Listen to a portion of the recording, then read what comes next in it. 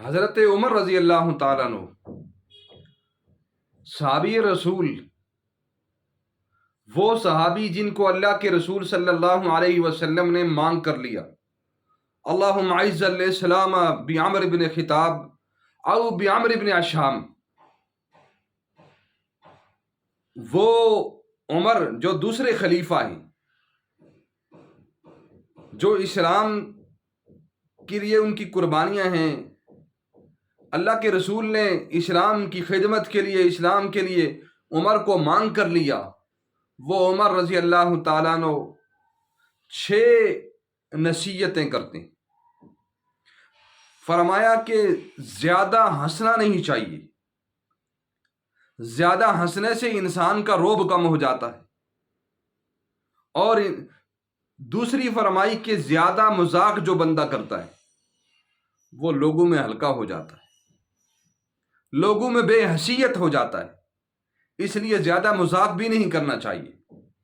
اور تیسری بات ارشاد فرمائی کہ باتیں زیادہ نہیں کرنی چاہیے، جو شخص زیادہ باتیں کرتا ہے اس سے لغزش ہو جاتی ہے، لغزشیں ہو جاتی ہیں، اور جس کی لغزشیں زیادہ ہو جائیں، چوتھی بات، جس کی لغزشیں زیادہ ہو جائیں اس کے اندر سے حیا کم ہو جاتا ہے، باتیں کرتے کرتے، لغزشیں کرتے کرتے حیا نکل جاتا ہے۔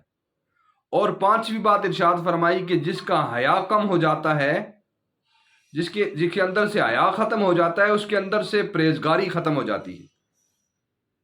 پرہیزگاری نہیں رہتی، تقویٰ نہیں رہتا اس کے اندر۔ اور 6ٹھی بات فرمائی کہ جس بندے کی پرہیزگاری کم ہو گئی، تقویٰ کم ہو گیا، اس کا دل مردہ ہو جاتا ہے، دل مر جاتا ہے اس کا۔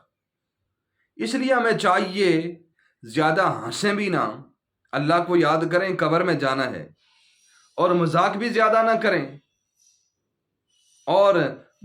باتیں بھی زیادہ نہ کریں، لغزشیں نہ کریں، تاکہ حیا کم نہ ہو، پرہیزگاری اور تقوی اختیار کریں تاکہ ہمارا دل مردہ نہ ہو۔ یہ نصیحتیں حضرت عمر رضی اللہ تعالیٰ عنہ کی سب کے لیے۔ آج کسی مجلس میں چلے جائیں، ہم لوگ ہنستے ہیں کہ ان کی آوازیں دور دور تک سنائی دیتی ہیں، ان کا منہ کھلا ہوتا ہے۔ مذاق میں دیکھیں، بعض لوگ اتنا مذاق کرتے ہیں، اتنا مذاق کرتے ہیں، اتنا مذاق کرتے ہیں کہ سامنے والا تنگ ہو جاتا، پھر لوگ بھی سمجھتے ہیں یہ وہی ہے مذاق کرنے والا، لوگ اس کی حیثیت ختم ہو جاتی ہے، لوگوں میں وہ ہلکا ہو جاتا ہے۔ اور بہت سارے لوگوں کو باتونی ہوتے ہیں، باتیں بہت زیادہ کرتے ہیں، اور زیادہ باتیں کرنے سے لغزشیں آتی ہیں۔ فرمایا من سمت نجا، جو چپ رہا اس نے نجات پائی۔ خاموش رہنا اور بات کرنا